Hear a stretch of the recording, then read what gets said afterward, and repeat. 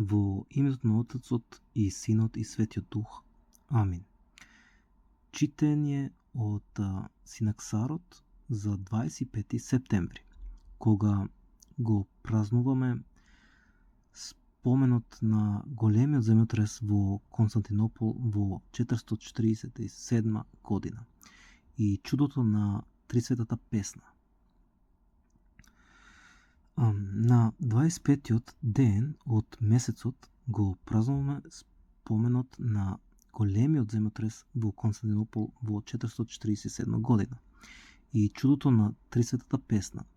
Во времето на царувањето на цар Теодоси II во годините од 408 до 450, Бог, богат со милост, ја потресе земјата страшно во текот на речиси 4 месеци, за да ги предупреди христијаните секогаш да бидат поготвени за големиот ден, кога мртвите ќе воскреснат, небото и земјата ќе се пробразат во нова форма и секој човек ќе биде повикан на суд според правденоста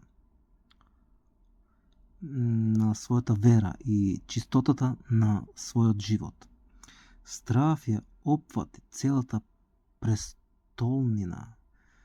Царот, патриархот, Свети Прокл и целиот народ на Константинопол излегоа боси во Литија кон полето на Хетдомон,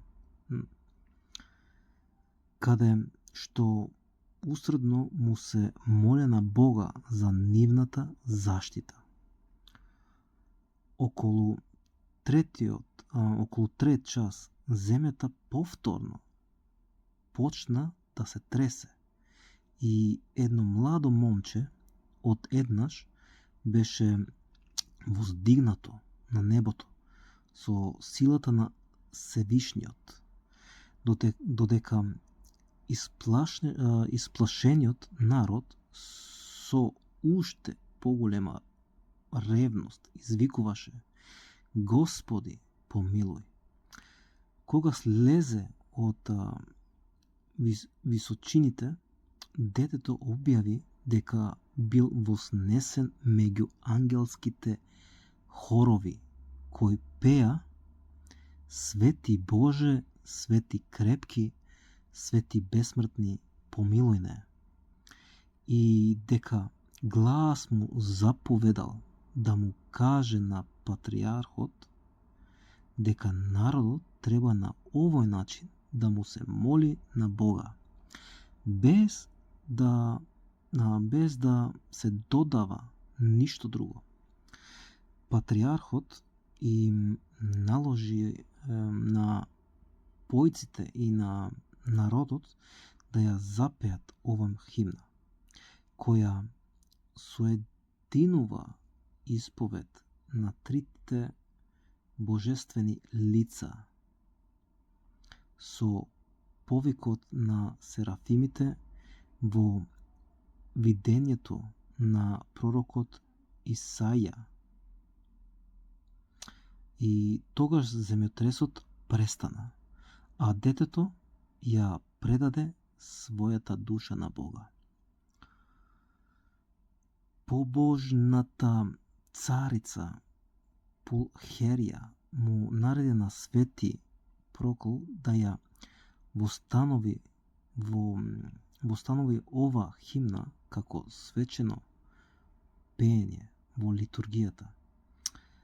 На Светиот собор во Халкидон во 451 година отците од римската диоцеза на Азија го поздравија исповедањето на вистинската вера со пеењето на Трисветата песна, која од тогаш стана суштински елемент и во личната и во заедничката молитва на православните христијани. Кога Петар Гнафеј, узурпаторот на Антиохискиот патриаршиски престол, сакаше да го прошири да го прошири отворот на теопасхитската ерес, еден вид монофизитство, тој додаде изреката кој за нас се распна на 30-та химна околу 468 година. Православните запомнија дека кога детето беше чудесно вознесено на небото, божествениот глас строго забранил да се додава нешто на химната.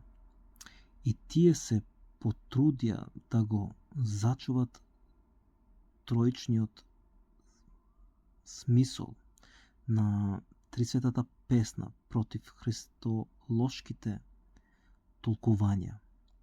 И така преку правилното славење на едниот единствен Бог во три лица, православната вера беше зачувана. Преку молитвата на светите Отци наши, Господи Исусе Христе, Боже наш, помилуј не и спаси не.